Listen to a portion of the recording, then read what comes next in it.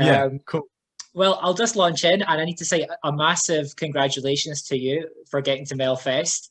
Um, Thank you so much. what is it about the contest that appeals to you as an artist? I do think it's so cool. It's like it's such a big deal here in Sweden, and I've always watched it ever since I was little. I watched it every year growing up. So it's like it's such a surreal feeling to be a part of it and just stand on that stage for everyone to see. So as an artist, it's also like really it's a big accomplishment. I think especially in following 2020 when there's been such a lack of live performance outlets, so to have that must be pretty amazing. Uh, Yeah, yeah, it's unbelievable. It's been a hard like couple of months for us all, and definitely like artists this summer like not being able to play and stuff like that. This is really a lifesaver because you get to feel that feeling again, and you get to do what you love and prepare for something bigger. yeah, and I think the audience as well are really ready for it. Yeah. To have a showcase of so many kind of rising artists and established artists is a real good mix this year. Um, so, are you able to give me a little bit of an introduction into how you found yourself working in the music industry?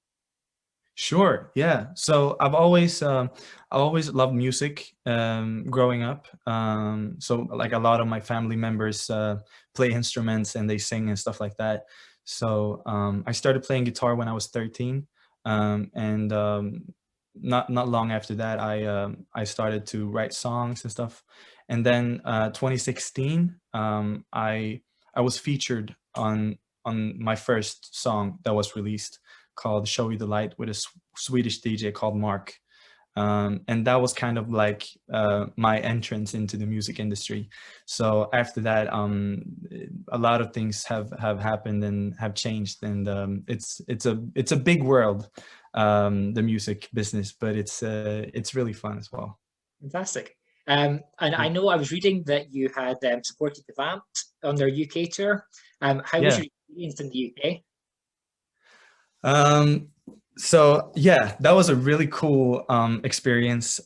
Just because I haven't like that was my first time in the UK ever, and I went to 13 different cities, and it was such a cool experience playing for um, fans of the Vamps that they didn't know who I was, and just doing that whole thing was such a good experience, and yeah, something I'll cherish for my whole life, I think.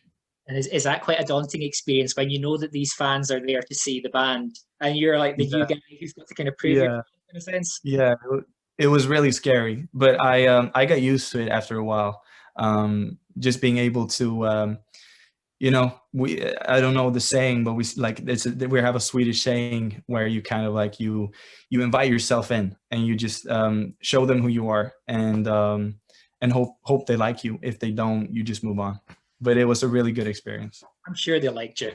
Um, Yeah, so thinking of obviously your semi final, which is coming up on Saturday, how are you yeah. feeling about the lack of an audience? Is that more of a kind of pressured situation? The fact that you have to kind of really kind of perform for the camera and you're not feeding off the audience?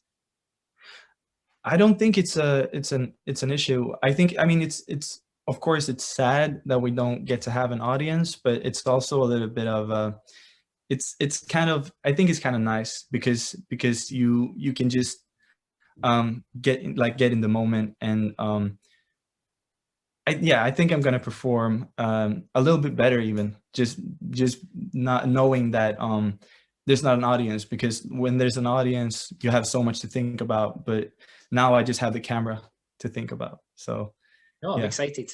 Um, yeah, so obviously semi-final four, you have had to wait three semi-finals to get to this point. yeah. Have you been able to relax and enjoy them and just kind of enjoy the show, or are you constantly thinking like, I'm going to be up there in 2 weeks, 1 week? Both, I would say. I've watched all of them. I think it's really entertaining. Watched them with my family. My family is as nervous as I am, but at the beginning, the first semifinal, I didn't really think about it. I just enjoyed watching it.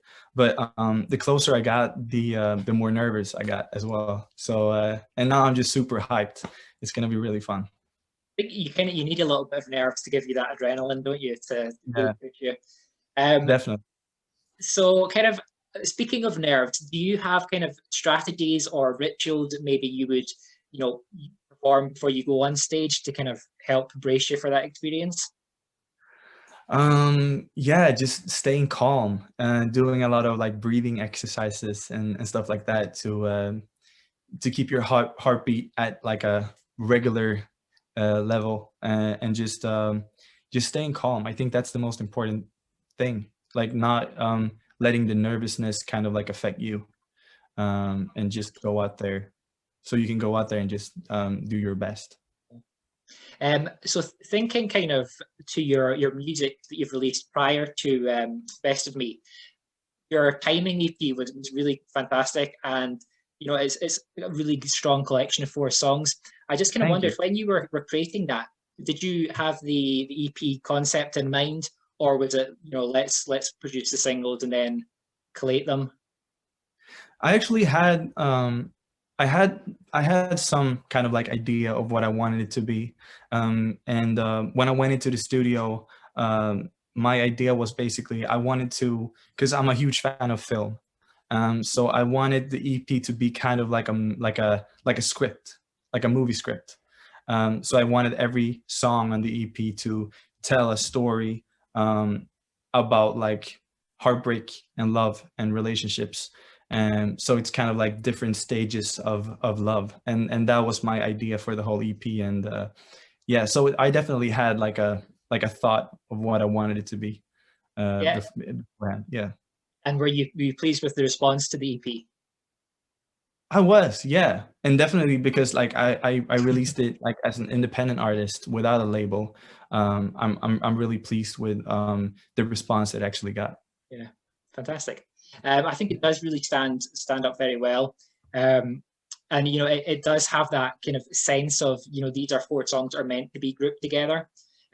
Were these all kind of inspired by the same relationship, or is it going to be different relationships and experiences in your life that informed that?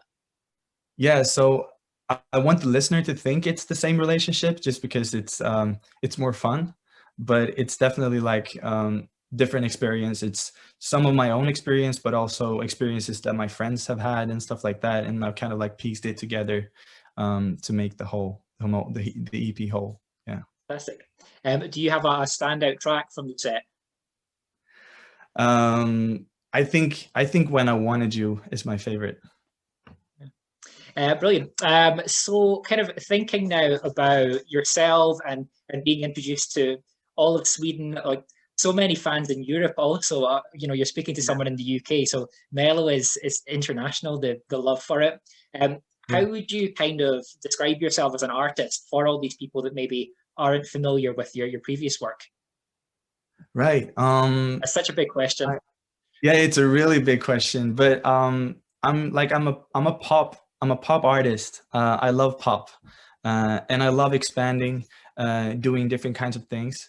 Um, I've worked on a lot of songs, this like in 2020, during quarantine. I've just been writing songs, and I've evolved a lot as an artist, I think, and I have a lot of new sides coming out, that I think people haven't seen yet. So that's really exciting.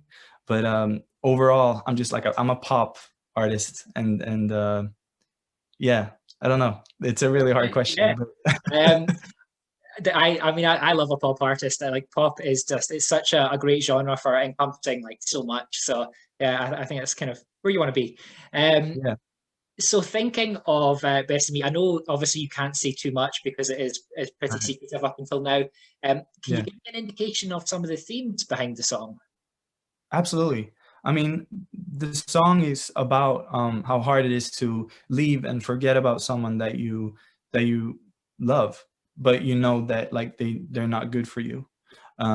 So it's based on that idea, and then I wanted to mix it up. So the lyrics are a little bit sad, but the song itself it's really happy, and it's pretty dancey and like poppy and everything. And I'm hoping that people will stand up in their living room and just dancing along to the tune. And yeah, and the stage is gonna be it's like a really modern look, and I have two dancers. And Yeah, that's like, all. how are you with like choreography and things? Do you just like quite naturally take to it, or is it quite a tough process to learn? It's a very new thing for me. I'm used to just standing on stage with a guitar, really singer songwriting. But yeah, so it's a really new thing for me, but it's really fun. I'm kind of stiff in my body, you know. I'm not really used to dancing, but yeah, it's really fun trying something new. I think, you know, watching the previous semi-finals, it really just seems so effortless with so many of the Melfest performers. Um, when you know, as someone who's not an entertainer, when you watch that, it's quite spectacular to think of, you know, all that's going into it. So it's impressive to watch. Um, Yeah, it's so much stuff that you don't think about, like as a watcher, as a viewer. Yeah, and definitely. in terms of your kind of, we've kind of spoken about the choreography and things, and you mentioned staging. Have you thought about an outfit and things? I presume that's all been chosen and ready to go. Yeah, so that's done. But I can't really say anything about Yeah. that either. But it's done. It's there, and it's really nice. Brilliant. So in terms of like staging and the choreography and outfit choices, do you get quite a lot of independence as an artist to make these decisions, or is there a sort of team of sort of production people that would help that? I Yeah, I have a really good team working with me, like a really good stylist and designer, and really good dancers and choreographers and everything. But I've played a part in everything, especially like I wrote the song together with these great songwriters. And yeah, I've played a part in the choreography as well, and what I'm gonna wear and stuff like that. So it's a little bit like it's a little part of me that you're gonna see walking on stage. Yeah, I think it's such a great kind of snapshot of an artist, that 3 minute performance that incorporates so much. So I think it's such a fantastic platform, as we've said. Yeah, Um, so obviously we now have just under a week until your performance. What is the yeah, plan for you? Is it rehearsals every day pretty much? yeah. So this is what we call the Melodifestivalen week. So this is where everything like starts for me. So I have like full book days up until Saturday, and we're just gonna rehearse and do interviews and stuff like that. But it's gonna be really fun. It's gonna be a journey. And then Sunday you just sleep for the day. Yeah, yeah, exactly. I sleep for a month. It's your hibernation period. Um, Yeah. so kind of thinking of you know, the best of me, and do you think that could maybe be the start of like another EP or maybe an album? Have you kind of thought that far ahead? A little bit, yeah. I have some really good tunes coming out afterwards. Um and yeah, we'll see how similar they are. But it's yeah, yeah. That's yeah, but yeah. I know it's tough to say too much in advance. Yeah, it's Um, really hard. But yeah. so when you are kind of gearing up for Melfest, are you thinking of, is Eurovision like a possibility that's also in your mind, or are you mainly thinking of like, let's do Melfest as best we can and then take it? Yeah, I think that. I mean, like winning the whole thing and being a part of Eurovision would be crazy, but that's so far away. So I'm just gonna enjoy the moment and see what happens. I'm just really happy to be a part of this. So yeah, I'm just gonna enjoy and hope for the best. But if not, I'm still super happy that I got to do it. You know. Yeah, absolutely. Um, and thinking of kind of Melodifestivalen in general, do you have a kind of earliest memory of the contest that kind of stands out in your mind? Um, yeah, so I mean, I've watched it ever since I was a little kid. I remember, um, I remember Loreen. with Euphoria. That was like a really, I have a strong memory of that because that was such an like awesome like performance and song and everything. And she won Eurovision as well, which was like, yeah, I was super proud of being a Swede right then. So yeah, I think that's my strongest memory. And I think it yeah, really, yeah, it stands the test of time. Even watching it now, it's just such an incredible performance. that's Um, crazy. so, kind of thinking similarly about Eurovision, maybe kind of outside of Sweden, do you have any kind of favorite acts, or I mean, feel free to include Swedish acts, but any kind of favorite acts from the contest's history that you really enjoy? Um, yeah, I mean, to be honest, I haven't really like I'm not that good with like artists from like outside of Sweden. Yeah, I'll go Swedish. But yeah, I mean Benjamin Ingrosso and Felix Sandman, I think like are two really great artists from back in the day that I really adore. I think they're great. And there's the synergy that they had after the show as well, because they went on a tour together and everything, and that was really cool to see. Fantastic. Well, Yeah.